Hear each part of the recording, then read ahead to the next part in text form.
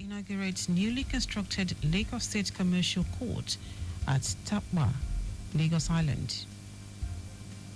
Nigeria's Defense Minister, Service Chiefs review security strategies. On the foreign scene, paramilitaries declare rival government in Sudan. And in sport, Nigeria shines with medals haul at International Table Tennis Para Future Tournament. Now the details. I am Dele Agadumo. Lagos State Governor Babajide Sanwo-Olu has inaugurated the newly constructed Lagos State Commercial Court at Tapwa, Lagos Island. This, according to the governor, will serve as an institutional tool for enforcing fiscal and regulatory responsibilities to the state and citizens. Governor Sanwo-Olu described the new court as a landmark and game changer to position Lagos as Africa's premier hub for commerce, innovation and justice, where economic barriers and business disputes would be resolved for economic growth with speedy dispensation of justice. It's a game changer. With a total of 10 state-of-the-art portions with cutting-edge technology and with a team of active judges that are specialized in commercial law. We are creating an environment where businesses, as we say in Lagos, can grow, where businesses can innovate and they can thrive with confidence, knowing fully well that the event of disputes, there's a place that they can go to and justice will truly dispense. In his remarks, the Attorney General and Commissioner for Justice, Lawal Pedro, who said the state government will continue to strengthen its judicial system, called for voluntary compliance from residents to ensure prompt payment of their taxes, levies, and other related financial obligations to the government. Pedro noted that the Lagos State Commercial Court will entertain matters on recovery of taxes, levies, land use charge, and prosecution of defaulters on tax-related issues. Commercial courts that we have now is not just a building. It is a profound statement of intent to provide for timely, efficient, and specialized adjudication of commercial disputes in a manner that inspires confidence in the rule of law, support economic growth, encourage investment, promote entrepreneurship, and promote ease of doing business in our state.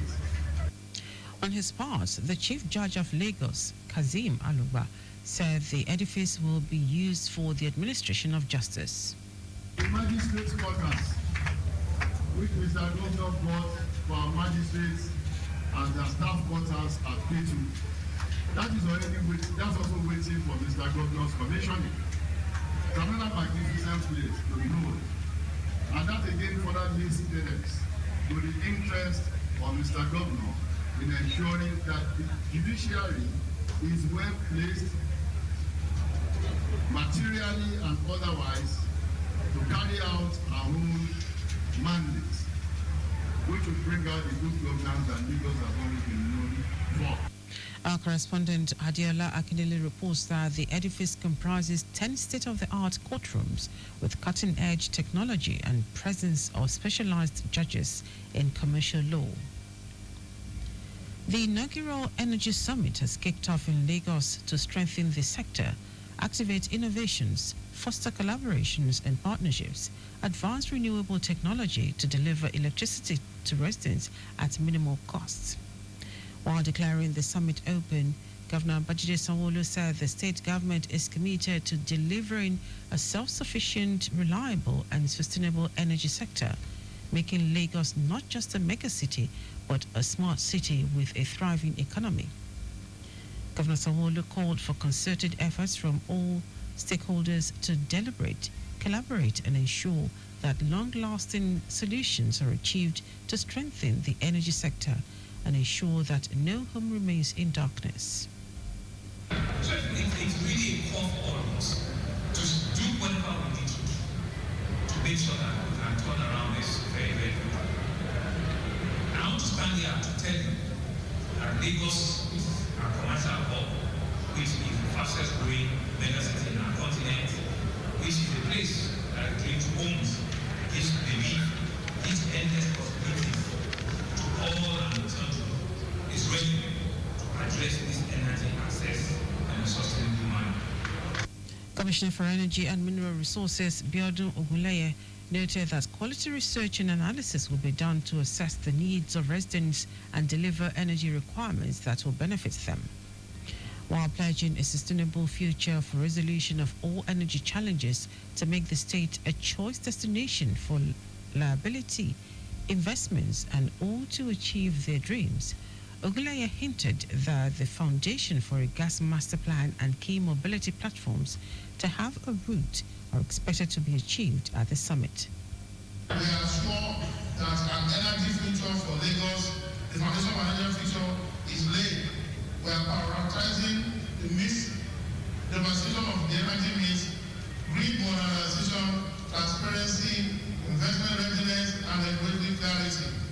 The difference we seek to make is not just in the bigger megawatts, but in acknowledging the fact that the future of our children will be better secured and more audacious. In his presentation, former Minister of Power, Bath Naji, who commended Lagos State government for its earlier steps on electricity sustainability from the Bola Tinubu administration, stated that 80 million Nigerians lack electricity supply, urged governments at all levels to take decisive action to address the gap.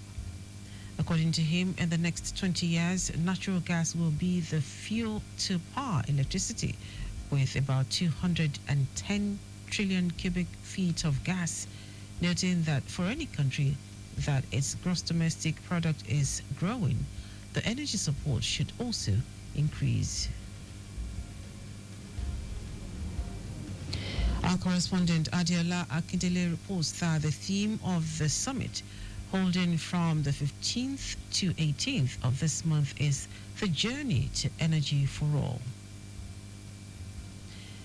The Lagos State House of Assembly has called on the Attorney General and Commissioner for Justice to implement the tenancy laws of the Laws of Lagos 2015 in order to stop deterring landlords from further engaging in illegal and unfair practice. The House also resolves to call on the Commissioner for Information and Strategy to sensitize the public by creating awareness on the rudiments of the tenancy law in the state.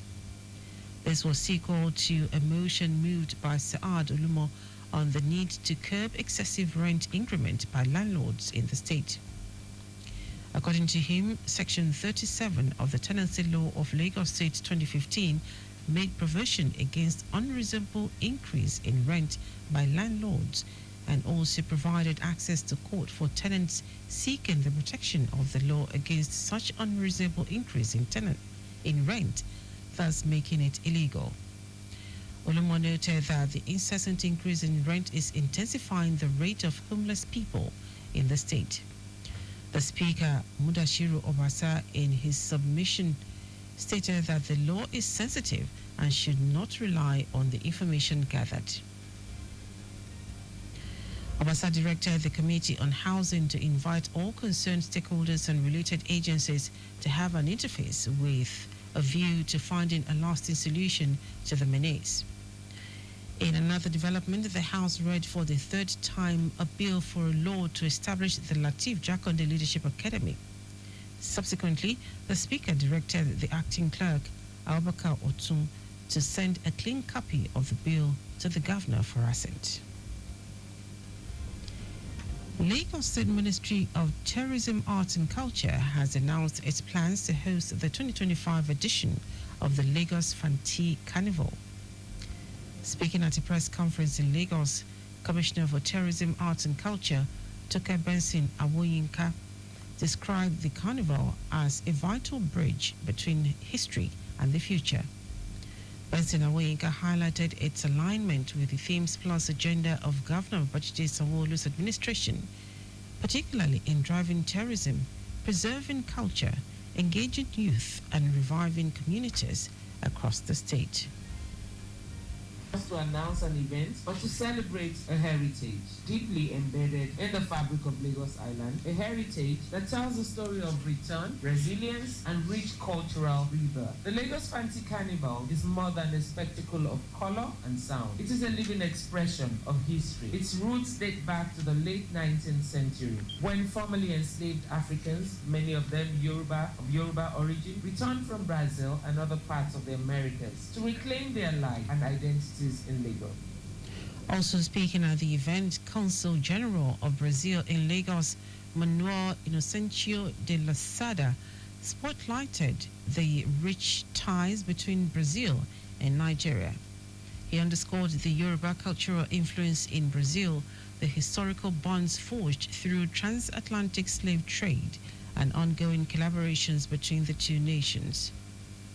Yoruba traditional religion brought to Brazil by the Nigerians formed the basis of Afro-Brazilian religions like Candomblé and Umbanda. Deities known as Orishas in Nigeria are... In his contributions, President of the Brazilian Descendants Association, Cola Peregrino, reflected on the legacy of Afro-Brazilian communities in Lagos. He shared how descendants of returnee slaves from Brazil retained their language, names, food, and customs, which continue to shape the cultural fabric of neighborhoods like Mokwaguda today. We are direct descendants of those that were taken from the Yoruba land during the breakup of the old Oyo Empire to Brazil. And our forefathers came back to Lagos with the Brazilian culture and tradition. The 2025 Lagos Fanti Carnival is expected to be a spectacular celebration, blending history, diversity, and unity. Now to the rest of the stories. Minister of Defense Badaru Abubakar has held a high-level operational briefing with the Chief of Defense Staff, Christopher Musa, and service chiefs to evaluate ongoing efforts to tackle insecurity across the country, particularly in the northern region. The briefing provided the minister with a detailed overview of the current security situation, operational challenges, and strategic efforts by the armed forces to combat insurgency, banditry, and other security threats. Abubakar was specifically briefed on developments in the northeast, northwest, north central, plateau, and the southeast regions facing heightened threats from Boko Haram insurgents, bandits, kidnappers, and communal unrest. The minister, who had earlier conducted field visits to some of the affected regions, reaffirmed his unwavering commitment to support the armed forces with the tools and policies required to effectively address insecurity. The federal government has declared Friday, April 18 and Monday, April 21 as public holidays to mark Good Friday and Easter Monday. Minister of Interior Olubunmi Tunji-Ojo, who made the announcement, extended warm congratulations to Christians across the country on the joyous occasion. In a statement signed by the Permanent Secretary of the Ministry, Magdalene Ajani, the minister urged citizens to reflect on the significance of the season, stressing the virtues of sacrifice and love exemplified by Jesus Christ, who gave his life for the redemption of humanity. Tunji-Ojo called on Nigerians to use the holiday period to pray for peace, unity, and stability in the nation. Now to foreign news.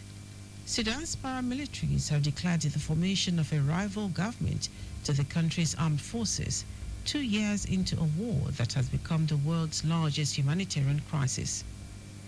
The leader of the Rapid Support Forces, RSF, Mohamed Dagalo, said the group was building the only realistic future for Sudan. The announcement came as London hosted a high-level conference to mark the second anniversary of the conflict, where the UK Foreign Secretary, David Lammy, called for a pathway to peace. Fighting raged on with the army saying it had bombed RSF positions outside the city of El Fasher, forcing hundreds of thousands to flee the Zamzam refugee camp. According to the United Nations, more than 400 people have been killed in recent attacks by the RSF. In our sports, Nigeria reaffirmed its status as a top nation in para table tennis at the just concluded International Table Tennis Federation ITTF World Para Future in Amman, Jordan. The team amassed an impressive haul of 5 gold, 7 silver, and 2 bronze medals, ranking among the top three teams in the tournament. As one of the 3 African countries competing in the event, Nigeria battled for honors alongside host Jordan, Iraq, Indonesia, Egypt, Cyprus, Kuwait, India, United Arab Emirates, South Africa, Germany, and Iran. National coach Nasiru Sule praised the team's performance, highlighting the quality of Nigeria's players and calling for more support to prepare for major competitions like the African and World Championships later this year. And that ends our news at 10. Just before we go, maintain adequate distance from the vehicle ahead of you to avoid collision. You can follow us and like all our various social media platforms: X at Traffic Radio 961, Facebook Lagos Traffic Radio 96.1 FM, Instagram Lagos Traffic Radio 961. Subscribe and watch your news and programs live on YouTube at Traffic Radio 961. You can also visit our website www.trafficradio961.ng. Did you know that the Sanwo-Olu administration constructed watchtowers with alarm bells and perimeter fences in model colleges? You can get more details on the Lagos State Government website.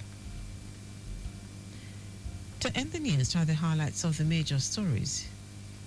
Lagos State Governor Babajide Sanwo-Olu has inaugurated the newly constructed Lagos State Commercial Court at Tapa, Lagos Island. Minister of Defense Badaru Abubakar has held a high-level operational briefing with the Chief of Defense Staff, Christopher Musa, and service chiefs to evaluate ongoing efforts to tackle insecurity across the country, particularly in the northern region. We also told you that Sudan's paramilitaries have declared the formation of a rival government to the country's armed forces, 2 years into a war that has become the world's largest humanitarian crisis. And in sports, Nigeria reaffirmed its status as a top nation in para table tennis at the just concluded International Table Tennis Federation ITTF World Para Future in Amman, Jordan. For contact with the newsroom, send a message to info@trafficradio961.ng. That is the news broadcast compiled by Abiola Fagbolagun. I'm Dele Agadumo. Good morning. Thank you for listening.